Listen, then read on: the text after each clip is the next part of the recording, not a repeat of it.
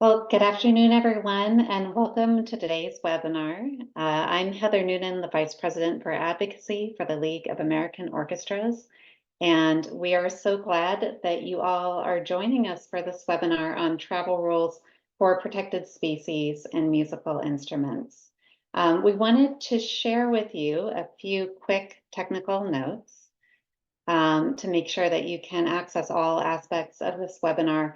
We'd just like to remind you that we do have a chat feature, and if you'd like to introduce yourself to your fellow participants, you can see each other there and feel welcome to drop your name and organization into the chat box, and we'll share a community together through this topic. Also, we want to make sure that you're aware that there's a separate Q&A box. And if you could please just post any questions you have along the way there. I'll be keeping an eye on them. And after we've gone through some of the core material that our presenters are providing, we'll be turning to your questions. Any questions that we don't get to by the end of this webinar, we'll be sure to address in our ongoing resources. So please feel free to just put anything in that Q&A box that you think might be helpful to follow up on. We also want to make sure you're aware that you can find the closed captioning for the live transcript option through the icon in the Zoom toolbar. And then finally, we want to make sure to let you know, kind of reassure you, we'll be conveying a lot of information in the course of the next hour. All of the PowerPoint slides will be made available to you, as will a recording of this webinar and a transcript. So feel welcome to just follow along knowing that you'll have that information afterwards. The League of American Orchestras partners on an ongoing basis with a range of other national music-related organizations on this topic, both in providing technical assistance like this webinar, and also on keeping an eye on any changes in policies that impact musicians and music stakeholders. And so we're really grateful for our partners and also for all of you who've joined us through any number of these organizations. Our partnership includes the American Federation of Musicians of the United States and Canada, the American Federation of Violin and Bow Makers, Chamber Music America, the Folk Alliance International, International Alliance of Violin and Bow Makers for Endangered Species, NAM, the National Association of Music Merchants, and the Recording Academy. So together, our organizations are committed to supporting action by the music sector that ensures the sustainability of the materials used in musical instruments. And we also do our part to help use music to advance conservation efforts. So just one important step in supporting sustainability is to be really well informed of how to comply with the current rules for international travel with musical instruments. And as most of you know already, by being here, very many musical instruments have been made over a long period of time with materials that may now be under protected status. And also the range of species that are listed for protection continues to grow. So we're really happy that we can actually once again partner with the U.S. Fish and Wildlife Service on a webinar of this kind. The last one we provided was in 2016. I know it was frequently referenced ever since then, but there have been some updates to policies. It's really important to keep up with that. And we're just super grateful for this ongoing collaboration with the federal agencies that help enforce these rules, but more importantly, help guide you through them as you attempt compliance. So with that, I'm really pleased to hand this over then to Heather Downey, who's the permits biologist with Fish and Wildlife, will take over our first section. Hello, everyone. Big thank you to the League of American Orchestras and partners for hosting this webinar today. As Heather Noonan said, my name is Heather Downey, and I am a permits biologist with the U.S. Fish and Wildlife Services Division of Management Authority in our International Affairs program. And I'll be presenting the Permits 101 portion of the webinar today. My colleagues Amnira Siaka and Sally Jung will be joining us today from the Division of Management Authority as well. We have a lot to cover in a short time, so we'll go ahead and get started. If anyone has questions, you can add them in the Q&A box and save them for the end during our scheduled Q&A portion. And you can go ahead and flip to the next slide.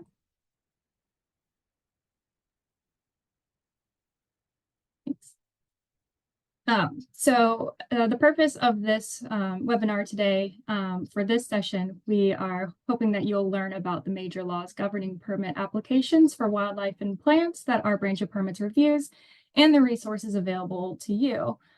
We hope that you'll take away from this presentation is greater familiarity with how many U.S. plant and wildlife conservation laws and treaties affect permit requirements and the resources available to you in determining whether your instrument may need a permit. So let's move on to the outline for today. Next slide. So first, we would like to give a brief outline of this presentation. We're going to be dividing our presentation into 5 major topics. The first topic will provide an overview of why the service requires permits and what those permits are used for. We'll then move into providing background on CITES, an international plant and wildlife treaty, and the permitting requirements under this treaty. Our third topic will help you determine whether a permit's required for your proposed activity. And our fourth topic will cover the practical area of permitting, how somebody traveling with importing or exporting their instrument can obtain a permit if required. And then finally, we'll review some of the relevant updates from the most recent CITES conference of the parties, which may affect those with musical instruments. Next slide. So why do we require permits? Next slide. Our office largely regulates international exchange of both foreign and domestic species. Therefore, our permitting process has been put in place to document and monitor legal wildlife trade to clearly identify and prevent illegal wildlife trade. The conservation threats of illegal wildlife trade are increasing as economies are growing worldwide. Certain wildlife and wildlife products are considered cultural symbols of wealth, health, and social status, which cause demand for these naturally sourced products to increase.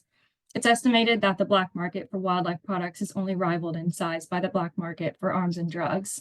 So we know wildlife trade impacts common species as well as those that are threatened and endangered. So monitoring legal trade helps us prevent the future decline of all species, including those whose populations are currently at sustainable levels. We want to note that not all wildlife trade is inherently bad. It simply becomes a concern when it threatens the sustainability of the populations. Therefore, one of the only clear ways to know if an animal or wildlife product being imported or exported was taken illegally is to first establish a legal permitting system that requires individuals to gain authorizations for certain activities through the issuance of permits. So what is a permit? Next slide, please.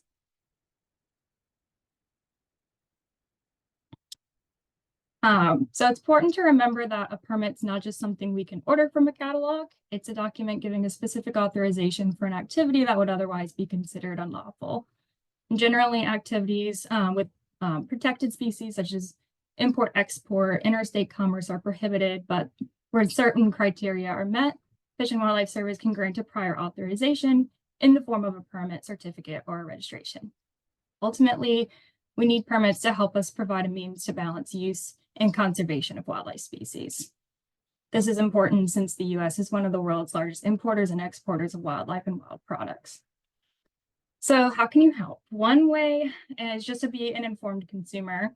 It's important to be aware of what type of wood or animal species might be a part of your musical instrument and when and where those species were harvested. So be diligent, ensure you have an appraised instrument and documentation that attests to the manufacture date, the origin, materials the instrument is made of. If you decide to sell your instrument, be sure to pass those documents on to the purchaser as well. The League of American Orchestras has recently launched a Know Your Bow campaign as an example, and has provided documents containing tips for owners and users of bows, which details how to properly catalog the legality and provenance of your bow. And the website for that will be a part of the resources at the end of this presentation. Next slide, please. Here's a list of the various federal wildlife laws that you may need to be aware of. I know there's a lot of them, but please note that some of the regulations included here are implemented by other service offices or government agencies. So we have the Lacey Act, Migratory Bird Treaty Act, Marine Mammal Protection Act. I'm sure you've heard of the ESA and CITES, the African Elephant Conservation Act, and the Wild Bird Conservation Act. It's also important to be aware of any state, local, and tribal laws which might regulate your proposed activities. So first, we're going to cover the most frequently encountered of these probably, which is CITES. Next slide, please. So we'll briefly go over some of the implementation and criteria of CITES. Next slide. The CITES is an acronym for the Convention on International Trade in Endangered Species of Wild Fauna and Flora. This is an international treaty whose aim is to ensure that international trade in specimens of wild animals and plants do not threaten their survival. The treaty was opened for signature in 1973 and entered into force on July 1st, 1975. As of today, there are currently 184 parties that have ratified the treaty. CITES regulates international trade by classifying species under 3 different appendices based on the level of protection the species needs. Each party to the convention designates 1 or more management authorities, which is in charge of administering the permitting system, and then 1 or more scientific authorities, who advises them on the effects of trade on the status of the species. There's some common misconceptions about CITES we wanted to make sure to clarify. One myth is that CITES addresses all aspects of wildlife conservation. However, CITES deals only with international trade of species included in its appendices. And another myth that we hear about CITES is that it bans trade of species included in the appendices. However, CITES only regulates international trade in those species and goes back to those permits that we were talking about before. Next slide, please. So next, let's briefly go over those 3 appendices that are under CITES. At the time of this presentation, there are approximately 1,100 species, 700 fauna and 400 flora that have been designated Appendix 1 protection under CITES, which is the highest protection. These are typically species that are threatened with extinction, and no commercial trade is allowed in these species. So CITES permits are required for both import and export for these species. Appendix 2, which is the largest chunk of species, 5,400 fauna, 34,000 flora, have been designated Appendix 2 protection, the second highest protection. And these are typically species vulnerable to overexploitation, but would be threatened if trade's not regulated. Commercial and non-commercial trade can be authorized, and CITES permits are only required for export, not import. The CITES, although CITES does not require an import permit for Appendix 2 species, we just wanted to note that some parties do have additional stricter domestic measures that may require an import permit. For example, the European Union does have stricter domestic measures that require CITES import permits, even for Appendix 2 species where one may not otherwise be required. So we always recommend that you check with the country of the importing country, the management authority of the importing country before exporting. And then Appendix 3, there's approximately 500 species that have been designated in Appendix 3 protection under CITES, and these species are protected by at least 1 CITES member country who's requested assistance in helping regulate their trade. So if you're in that listing country, an export permit would be required for export. For all other countries, a certificate of origin would be required. And like Appendix 2 species, one would only need to work with the CITES management authority of the exporting country. Next slide, please. So how does CITES update its appendices? Approximately every 2 to 3 years, CITES holds its Conference of the Parties, or COP. During this time, member countries review the conservation of species already listed under CITES protection and propose amendments to species listing. So inclusion, uplisting, downlisting, removal happens at the Conference of the Parties. Species can only be proposed for Appendix 1 and 2 listing during a COP and must gain 2/3 party support to be listed. Species can be listed under CITES Appendix 3 at any time and not necessarily at a COP. Parties also discuss annotations to listings, which we'll go over, and policy changes that need to be implemented to improve the effectiveness of the convention. Next slide, please. So how is CITES implemented in the United States? CITES is implemented in the US through the authority of the Endangered Species Act, and they're implementing regulations in our CFR that define how we implement CITES. ESA is what establishes a management authority and a scientific authority. A permit is issued only if the management and scientific authorities determine that trade is legal and doesn't threaten the species survival in the wild. And then those permits facilitate lawful import, export, and re-export of listed specimens. And that standardized permit form allows inspection officials at ports of export and import to verify legal trade. For animal species, that would be our colleagues at the Office of Law Enforcement. For wood species, that would be USDA APHIS. If it's a combination of the two, typically Office of Law Enforcement would be the inspection official. Next slide, please. All right, so there are a lot of different stakeholder groups that request permits from our office in international affairs, including yourselves, museums, the biomedical industry, scientific researchers, zoos, commercial dealers, plant nurseries, a lot more. So there are a lot of different types of permits that you can apply for. There are also a number of certificates that you can apply for in lieu of an export or import permit, depending on your request, and even exemptions and exceptions if you qualify for them. So how can you, as an individual or an ensemble or a business, determine whether you even need a permit and what type of permit do you need? So together, I'm hoping that we'll be able to review how to determine whether the species on your instrument is included in the CITES appendices or listed under the Endangered Species Act. And we'll review exceptions for CITES pre-convention, ESA pre-act, ESA antique specimens, what annotations are, and how they affect how a species is listed, and personal and household effect exemptions. Many of those who have traveled internationally with musical instruments before know well that there are a number of exemptions and exceptions to navigate, so we hope the next few slides will be helpful on how to determine permitting requirements for your future travels. So there are a number of available resources to verify whether the species on your instrument is protected under CITES or the ESA. To determine whether a species is included in the CITES appendices, you can visit the CITES website or speciesplus.net. And to determine whether a species is included in the Endangered Species Act, you can visit ecos.fws.gov, and we'll provide these resources to you. Please note that although Species Plus is a great tool, please be sure to check the official checklist of CITES species on the CITES website to confirm the most current listing of the species. For our purposes today, we're going to be showing you an example through Species Plus, as many are going to find this site a lot more simple and accessible. So for example, let's say you have a violin bow, you've gotten it appraised, and you're aware that it contains water monitor lizard skin as a leather binding, something that's kind of common. The scientific name for that species is Varanus salvator, as you can see here. You can use the CITES website or speciesplus.net to check whether the species is included in the CITES appendices.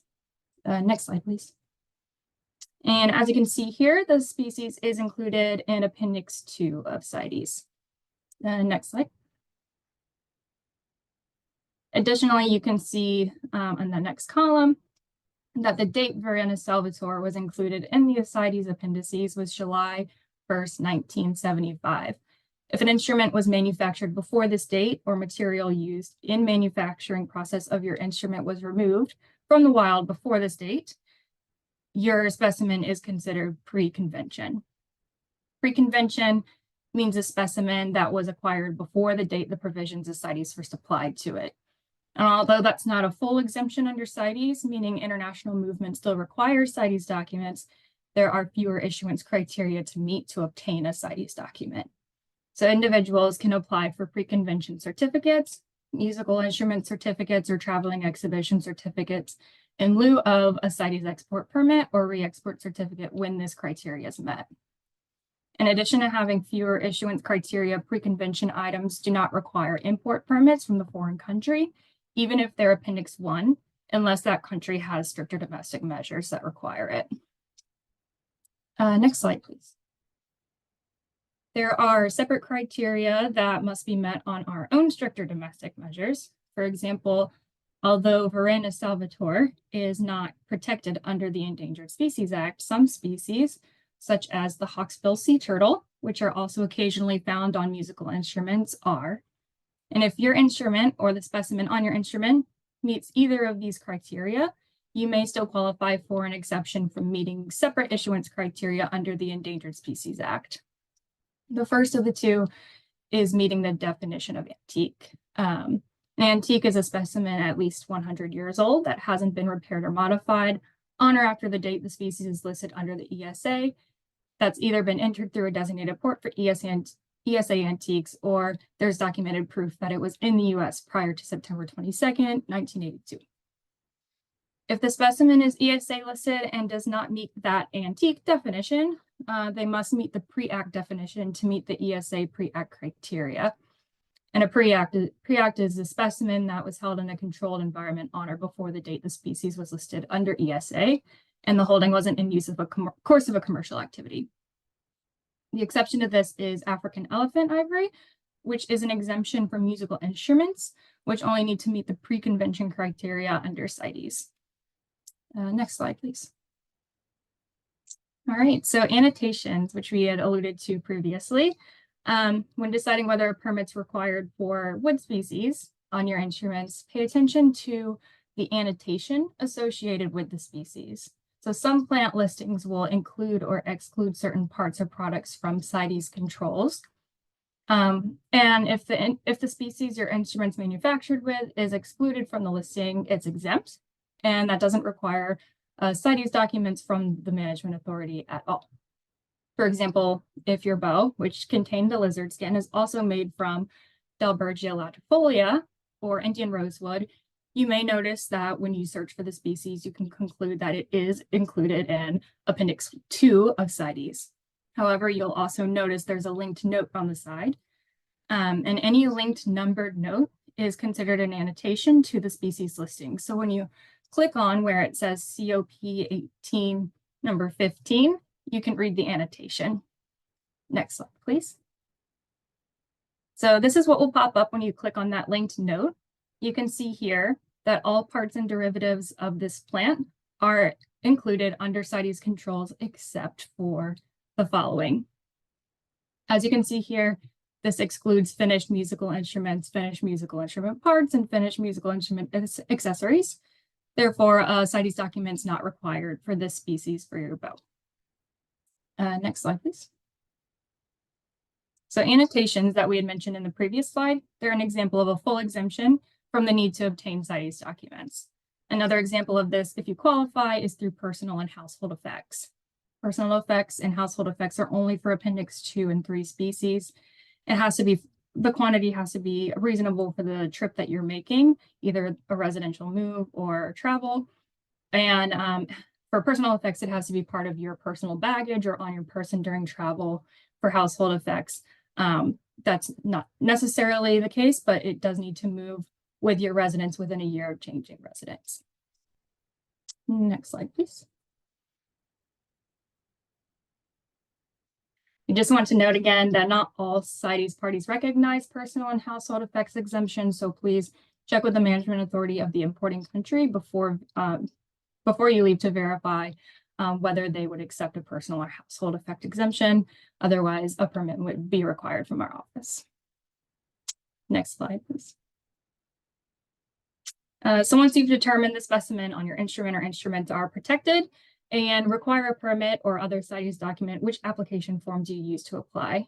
Of the 85 applications on our e-permits webpage, only about 3 will apply for the purposes of traveling with your musical instrument. Next slide, please. So here's a nice table. If you're not sure which one to apply for, we have 3 different application forms. One is 3-200-23, 32, and 88. 23 and 32 are both for single-use, one-time shipments. They could be commercial or non-commercial, and they are valid for 6 months. These are typically when you're relocating with your instrument, shipping it to a buyer in another country, for example. The main difference between the 23 and the 32 is whether it has animal or plant products in it. So the 23 can be wildlife species or wildlife and plant species or wood species. And then the 32 is just for plant or wood. The 88 is more of what we consider your passport-like certificate. So that allows multiple border crossings when you're traveling with your instrument and you're residing in the United States and will return to the United States. This is only for non-commercial purposes. The instrument's not being offered for sale outside of the US, and it has to return back to the United States at the end of the use of that passport. We have a musical instrument certificate, which is used for a single instrument It's one person traveling with one instrument. And then we have a traveling exhibition certificate, which is used more for our orchestras or ensembles that have multiple instruments that you're traveling with. They're going in cargo. They're usually used just for one tour. Next slide, please. So although there might be some additional information requested depending on the application type submitted, for most application types, this is a broad example of what we require in your application, which would be the scientific and common name of the species, the description of the instruments, data manufacturer, provenance, which could be appraisal documents attesting to the species and manufacture date of the instrument, evidence of lawful acquisition, which would be your bill of sale, notarized statement just showing that you lawfully acquired that instrument, and then evidence of lawful import if relevant, if it's been imported in the past, current location of the instrument, photographs of the instrument, and a serial number if that's available. To clarify, if appraisal documentation is included in your application, also ensure that the scientific name and the common name are included in that appraisal information as well. Next slide, please. And one common question we receive is that the service will accept as evidence of the manufacture date, confirmation of the species, and the provenance documentation. So an example of how you can meet that criteria is through provision of appraisal documentation. The service expects the appraisal to include the following. That person would need to show that they're a designated appraiser from a professional appraiser organization. They would need to be third party, and the appraisal would need to include the name and address of the appraiser, their qualifications, the date of appraisal, description of the instrument, which is the size, materials, manufacturer, and approximate date it was created, the method used to determine what species was included on that instrument, the age or manufacture date of that instrument, and then a professional quality image of the article. Next slide, please. Here's just an example chart of the information I just went over. Specifically for ensembles, we understand the number of instruments containing CITES and ESA listed species can be a lot.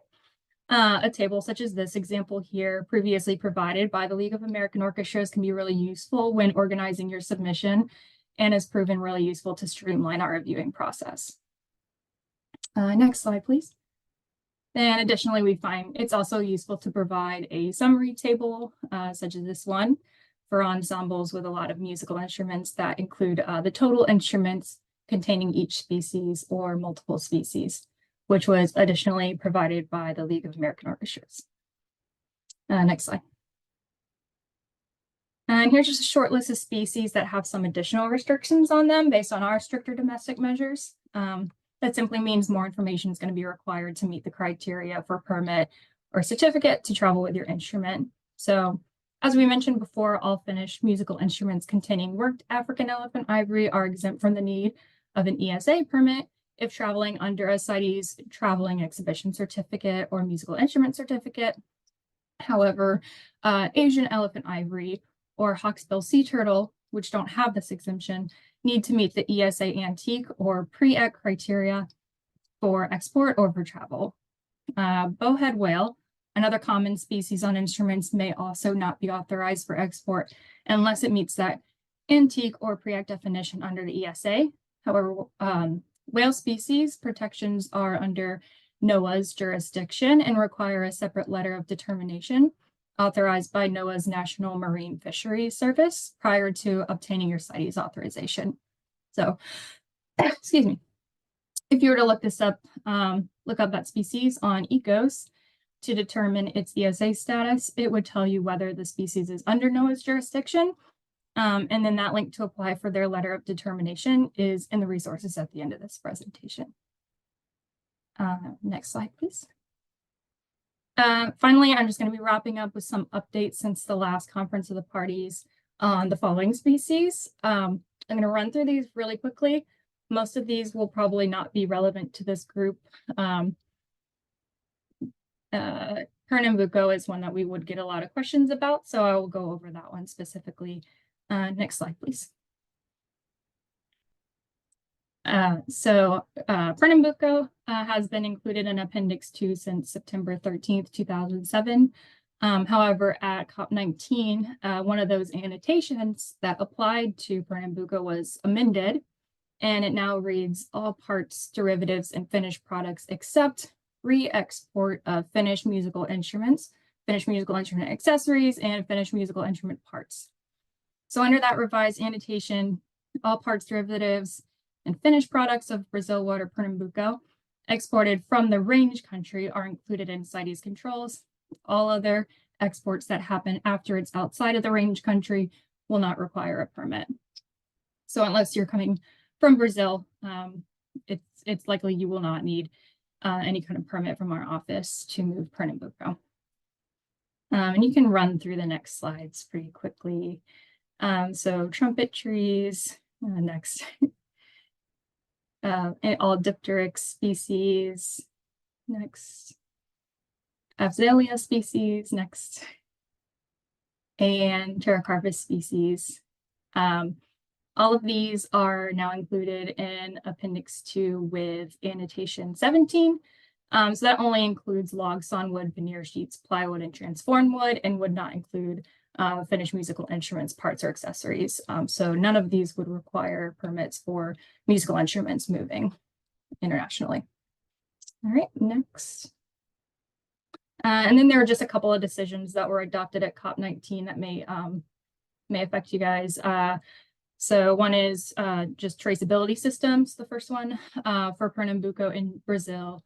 And the second one is we're working on simplified procedures to find methods to more efficiently move finished musical instruments for non-commercial purposes, which is being worked on in an intersectional working group between CITES COPs. Next slide, please. And here's a list of those additional links and resources which will be provided to you after this webinar. And next slide. And that's all. Thank you. If you have any additional questions for us, we'll be here for the Q&A after the next presentation for live questions. Or if you have a question for us after the presentation, please feel free to, we have a ticketing system. You can submit a ticket via our e-permits portal, where one of our staff members can further guide you or provide further information. Thank you.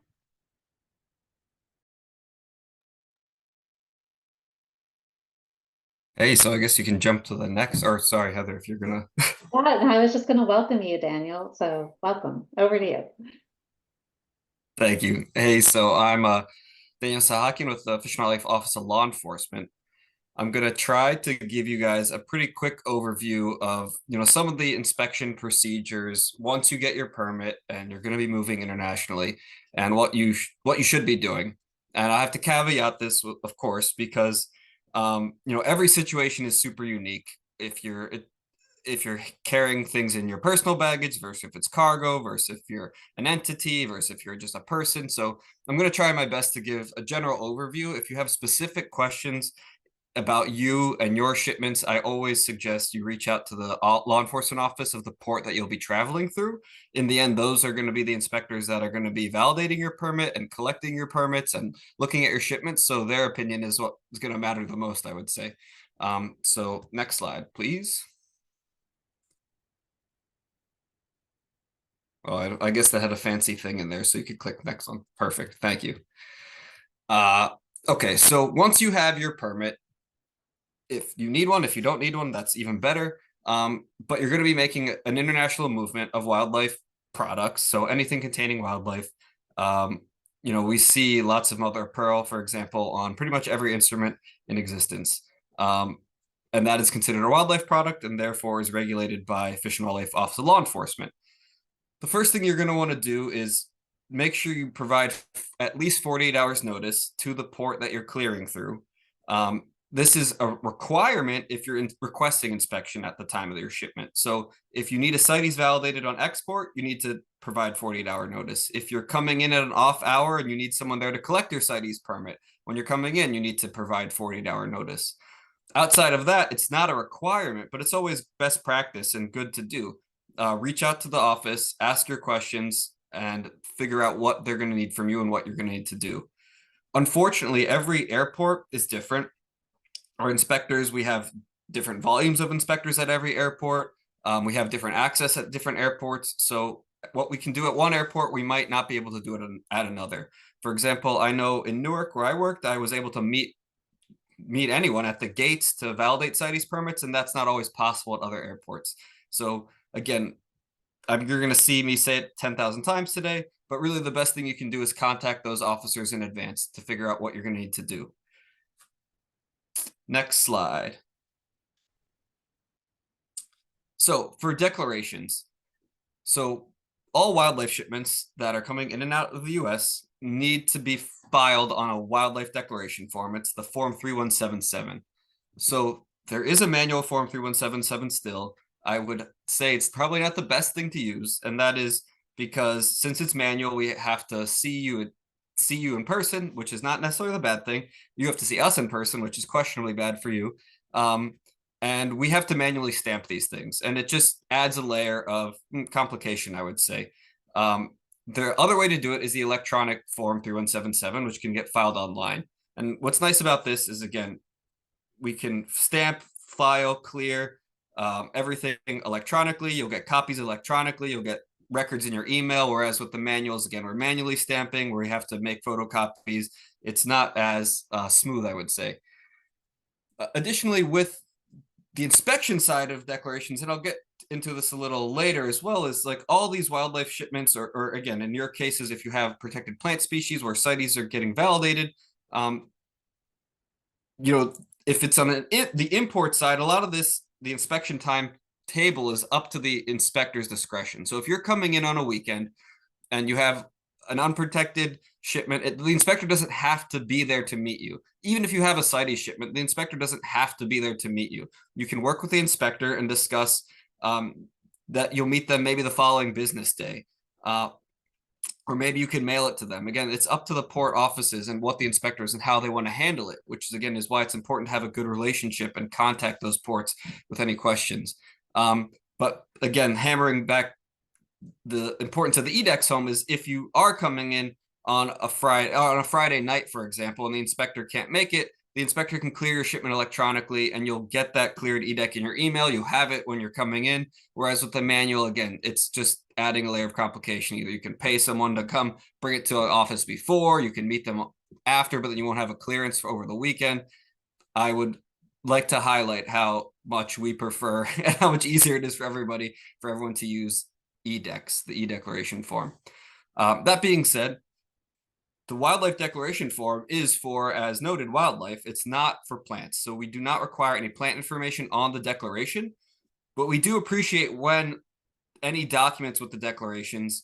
So when you declare shipments, we ask that any documents you have related to the shipment be uploaded. So if you have a plant CITES, we please ask that you upload that. If you have an invoice, please upload the invoice. Any shipping information, if your shipment's going cargo, please upload that with the declaration as well. So again, even though the plant information might not be required on the deck, the inspectors, it's likely they'll ask for it on your invoice or on some documents in your shipment. And that's helpful to us. So we know that, there is a protected species in there. Maybe it doesn't need a CITES, maybe it does need a CITES, but we won't know that unless you're telling us, in the sense that otherwise we're going to have to hold the shipment and do identification work, which takes time away from you and it takes time away from us. So we appreciate it when it's all outlined clearly in the declaration packet. That being said, there are exemptions to declaration requirements, as Heather was speaking on, like the CITES personal baggage and hand carry exemptions. If you have an item that doesn't require CITES in personal baggage, generally does not require declaration. Again, generally. So if you have whale items, for example, or ESA items, for example, then this exemption doesn't apply. So again, it's good to just talk to your port offices before you are traveling. In terms of fees, so this is a big question that people always like to ask. So obviously, I could put my caveats right at the beginning there with contact the port, and it's all situational. But the U.S. Fish and Wildlife Service Office of Law Enforcement fee structure generally occurs in steps. So we have, if you're a licensed importer for commercial purposes, and I'll note that nonprofits, and most orchestras are nonprofits, are exempt from our commercial requirements. So this doesn't even apply. but it's the base inspection fee. So if you have a license and you're importing or exporting wildlife, you pay a base inspection fee of $93. If you have a protected species on top of that, you would be paying the 93 base fee with a 93 CITES fee. Since I'm going to be very vague and broad here and say most of you all would not be requiring a license under our Fish and Wildlife circumstances. So you would then really be subject to the CITES fee and or the overtime fees. Note the CITES fee is charged if you have a CITES permit and it's not traveling on your body in general. Again, if this is a personal baggage in your suitcase, you usually don't have to be paying the CITES fee for inspection. It's only if you're traveling cargo, you're sending it FedEx, UPS, DHL, by mail, something like that. The overtime fee, however, that fee is always going to be charged if you are requesting an overtime shipment inspection. So the base fee, generally, I would say don't concern yourself with that. The CITES fee is there, again, depending on the situation. The overtime fee is always going to apply if you are requesting overtime inspection at a port. Next slide, please.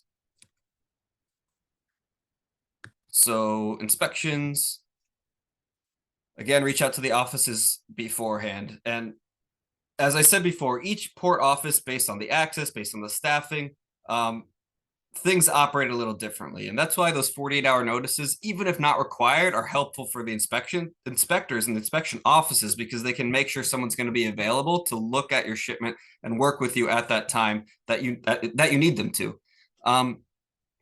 Inspections must be occurring as close to the shipment as possible. This is particularly important for export shipments. We don't want to be validating a permit 2 months before you're leaving.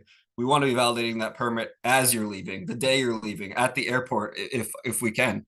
And the flip side goes in the import. We want to be collecting those permits from you as you're landing so we can clear your shipment. You'll have a cleared deck. We'll have the CITES, and you'll have a copy, depending again on the CITES, which I'll get into in a second. So we really want those to occur as close to the shipment as possible. I will say as well, it's ideal if you make it easy on the officers. It's easier for you and it's easier for us if things are organized nicely. There are labeling requirements in the regulations. So 50 CFR 1481 kind of outlines how things should be labeled. And just generally speaking, it's the outside of the box, or the musical instrument case in this case, needs to have the name and the address of the shipper and the consignee. So that's who's receiving it. And it should have a list of species and of the contents of the box. This is super helpful. Note, there is an exemption to the labeling. So if you have like a huge list of species, like we don't all need it plastered on side of the box, but you need a separate invoice clearly outlining what is in each box, or a packing list would be a better term for that, I guess. So that way the inspector, when they're in the field, can easily identify which box is which CITES permit goes with which box. And this is especially important for those large cargo shipments where we have, the instruments of 20, 30 people or more. If we can't identify which CITES permit is supposed to go with which box, it's not a smooth inspection process, and it really delays the whole thing, because what ends up happening is we're going to have to leave the warehouse, go back to our office, end up calling different people, calling the brokers, trying to figure out what box goes where, and it can slow down the shipment. And it can delay shipments. Unfortunately, we've had that issue come up as well. So the organization and labeling is really important. So again, especially when you're working with larger shipments. Next slide, please. Wow. Permit validation. So it is the responsibility of us in the U.S. as the U.S. Fish and Wildlife Service Office of Law Enforcement. We are the ones that validate CITES exports or re-export permits for shipments leaving the U.S. That law enforcement body is different in every country. But it's those law enforcement bodies that are responsible for validating the permit when you're leaving the country. That being said, we always appreciate if you all, as the ones holding the permits and collecting the permits and traveling, are making sure that you're getting the validation and it's getting validated correctly. A lot of countries don't have, I would say, as a robust law enforcement system as we do here for CITES. A lot of times it's customs officers that CITES is kind of just side work for them, and they might not know of what's required on the validation. So here I've given you some examples. In the top right, That is a US export permit validation. It's not for musical instruments, but the pattern still applies. You have the quantity in that lower box. I can't read because it's so tiny on my screen, but in the bottom left-hand corner, that box A, there's a number with units, and the box B is crossed out saying that's not in the shipment. You have the airway bill, which is blocked out in this situation, the port that it's leaving from, and the number of containers. And then the important validation is the stamp of the signing official with their signature over the stamp and the date. Below that, you'll see a CITES re-export permit, and it has the same kind of thing. The validation box at the bottom left, you'll see the port, you'll see a date, you'll see the stamp and the signature. Again, every permit looks different. Every country has a different body that does the permit validations, but there's these consistent patterns throughout.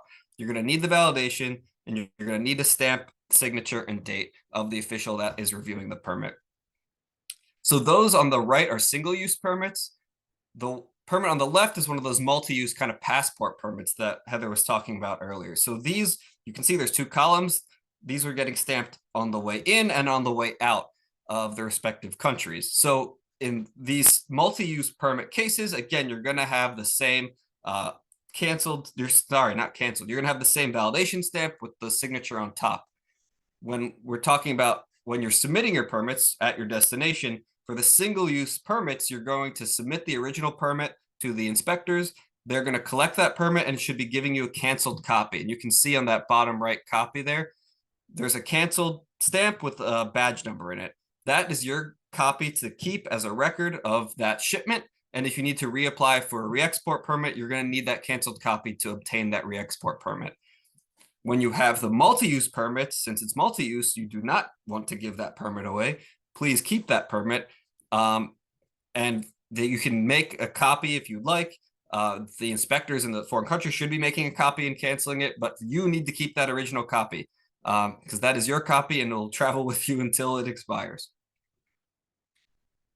Next slide, please.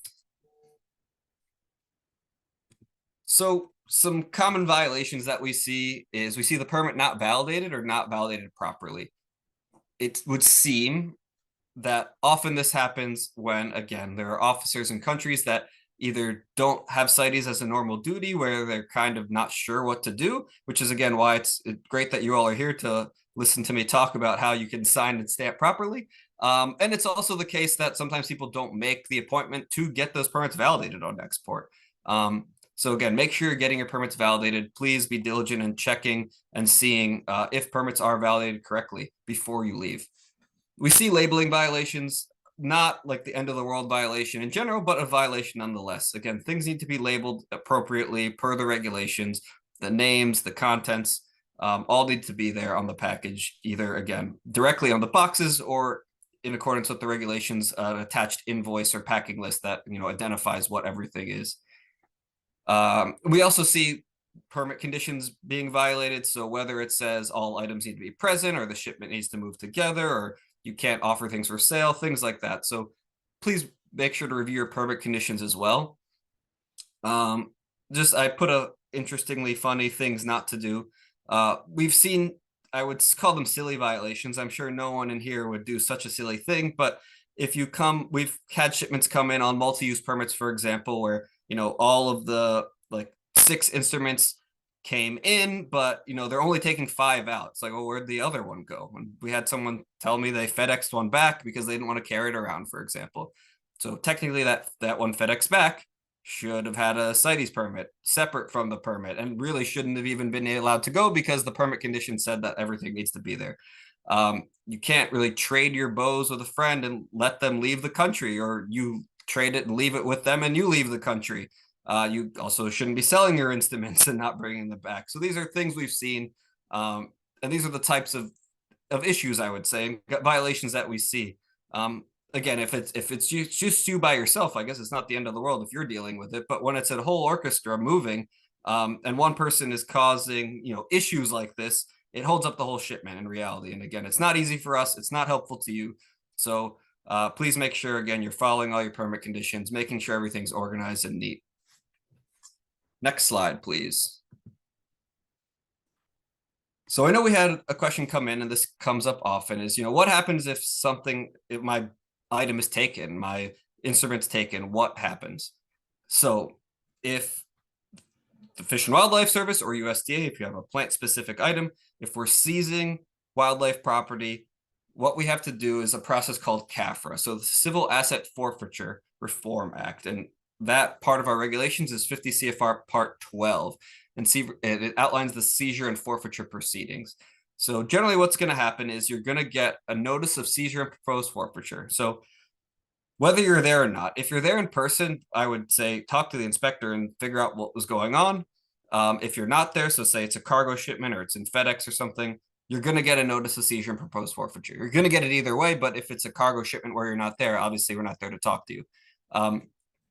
This notice of seizure and proposed forfeiture will outline the violation, outline where it occurred, where the shipment was, the inspecting officer, and then we'll outline your options, your next options for what you can do with the shipment or with the item. I'll tag onto that as well. We started online posting notifications as well this year. This I don't think will really apply to any of you all. This online posting is, if something is seized by the government, we have to post publicly notification of what was seized. And that is because it's possible that the person doesn't know their stuff was taken. So we have to give that opportunity to the public. I would assume that all of you love your instruments enough to not notice that they're missing for a month. But if that's not the case, we do have an online posting there as well, where you can check and see what has been seized lately. Back to the NOSPF though, and on the right side, you'll see an example clip here. This is just clip taken right out of the NOSPF letter, the notice of seizure and proposed forfeiture.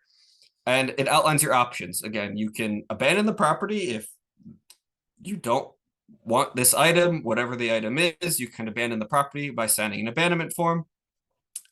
And then the property becomes property of the government.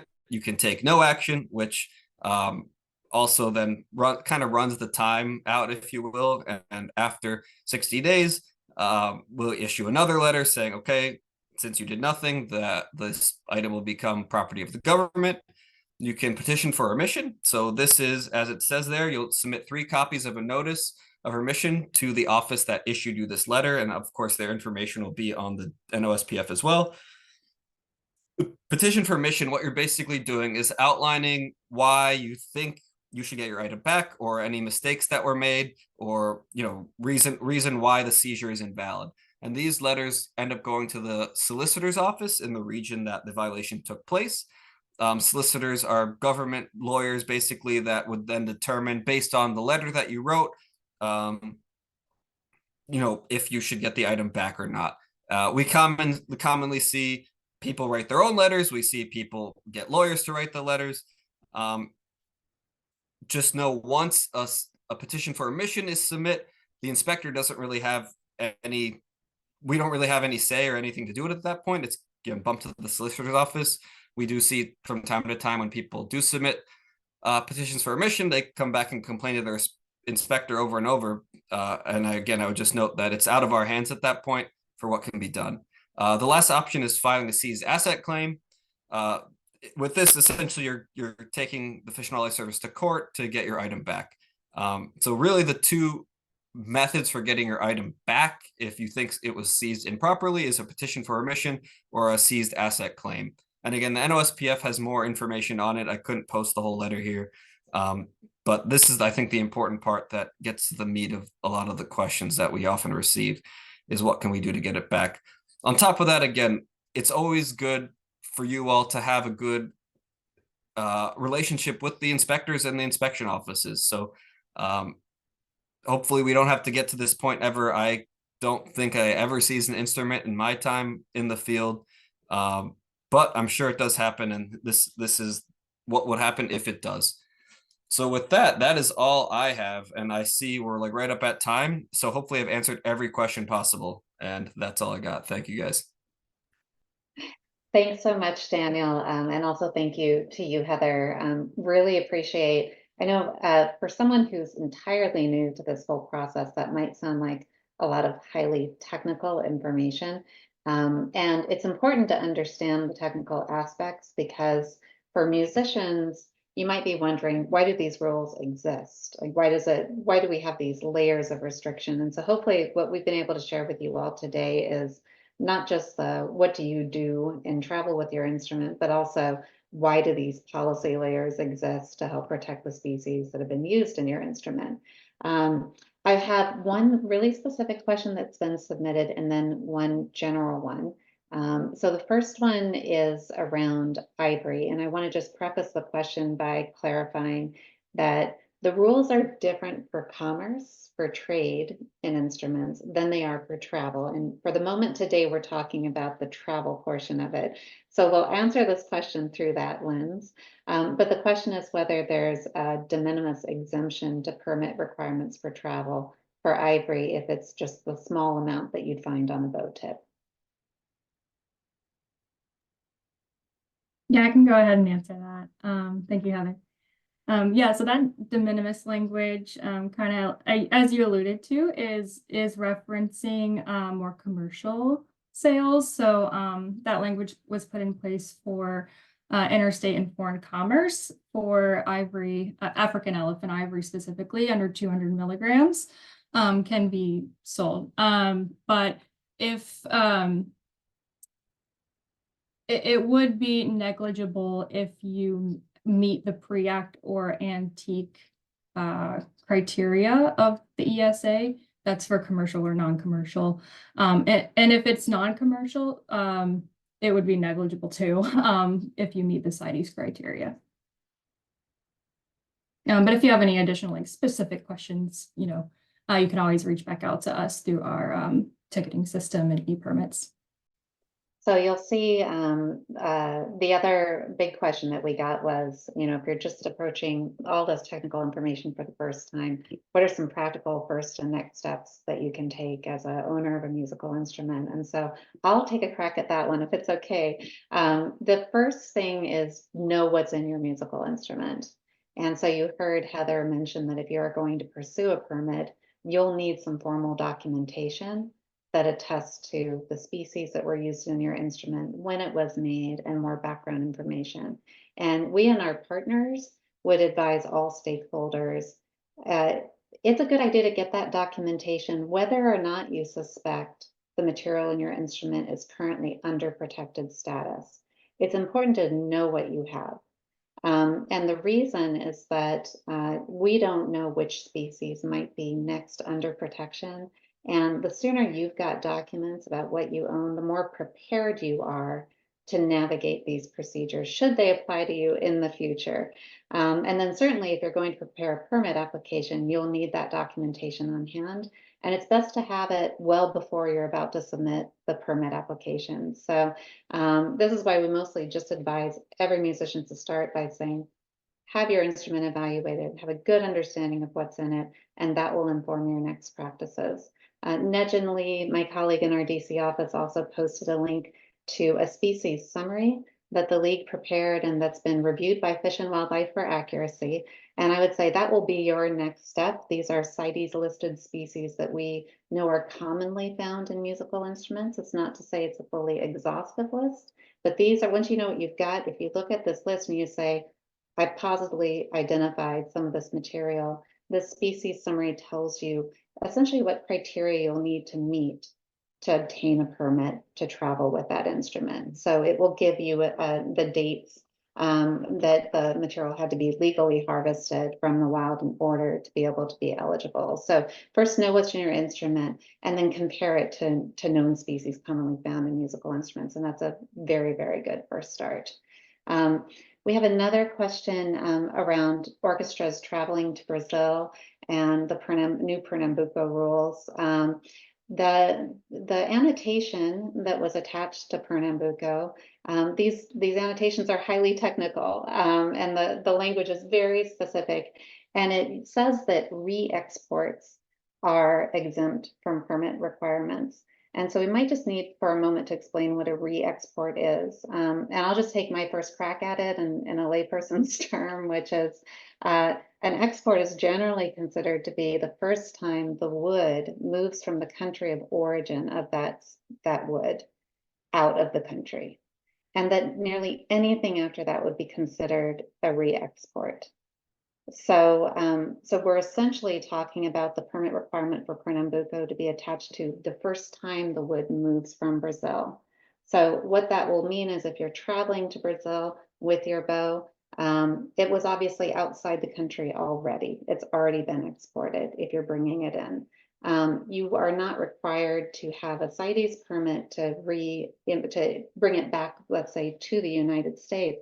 But it will be very important that you have on hand some kind of documentation to attest that it was outside the US before the date this rule came into effect. And that's where our Know Your Bow Guide can be helpful to you in explaining that process. So in essence, you'll want to be clear that it's not the first time that that bow is moving out of Brazil when you bring it back home. Heather, do you have anything to add to that or clarify? No, I think that was great. Thanks so much. Great. And then we have a question. Yeah, very many different kinds of travelers might be traveling with this material. The question is for youth orchestras, if they've not gone through this process before, is it a good idea to have a technician come to a rehearsal and check and make sure that the instrument doesn't have rosewood, whalebone, etc. And I would say I'm seeing the names on our registrant list and in our chat box here of many who have navigated this process before, and I think they would all say, yes, that's a very good idea. So again, it goes back to that first premise of just knowing what you own.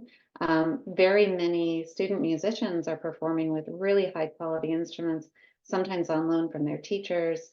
And so it's very possible that you would encounter this kind of material in those older instruments. And I think that sums up the questions we've received so far, and we're just 1 minute past the hour. So I wanted to wrap this up with just a few reminders for everybody. And first of all, we do have additional resources on our website, and our partner organizations that are co-presenting this are also making this webinar available. So the recording of this will be distributed through our national partners and also from the League. Some of the material that Heather referenced is also available on our website, including that species overview, the sample chart that supports an application, and most importantly, the links to the U.S. Fish and Wildlife Service and its forms and instructions. We're so grateful that the agency could be here today because they are the definitive resource on how to navigate these rules. I also just want to be sure to thank not just Heather and Daniel, but the entire team that we work with on a regular basis at Fish and Wildlife who help us understand this process as it unfolds. And especially the permit team who are very patient about understanding how to guide orchestras and individual musicians through this process. And I can just affirm, having worked with the agency for a number of years, that as hopefully you could tell by hearing from them today, they are genuinely here to help musicians understand how these rules apply, have you be well prepared before you leave for travel. We also want to make sure that you've heard it referenced here a couple of times, but we want to make sure that everyone is familiar with the Know Your Bow campaign. As you heard, the Pernambuco outcomes at the last CITES meetings included some new rules for the material that exits Brazil, but it also included a mandate that the music sector become better aware of the status of the Pernambuco species, and also that musicians as bow owners better understand what they own. So together with our partners, we've crafted these two guides. One is a step-by-step guide for bow owners on how you can come to understand the material you have, how to document it. Another one is made for makers in particular, and both of them not only include information about how to document your bow, but also ways that you can get active in supporting conservation of this species. So with that, I just wanted to say a huge thank you to U.S. Fish and Wildlife. Big thank you to our national partners in the music sector. Like I've said, we are going to be making these materials available for you. We'll be posting them online. We also really appreciate hearing your feedback. We probably won't wait quite so many years before you do another engagement of this kind. And it's helpful for us to know what kind of resources would be helpful to you in this space. And finally, as you heard, we have these conferences of the parties. The next one will be coming up in 2025. So there will be more information. You'll be hearing from your national associations in advance of that meeting. But we also just really appreciate your participation, both on the compliance side, but also staying engaged with us on resources that can feel like help to you. So with that, we will close the webinar and look forward to you staying in touch if you have any further questions.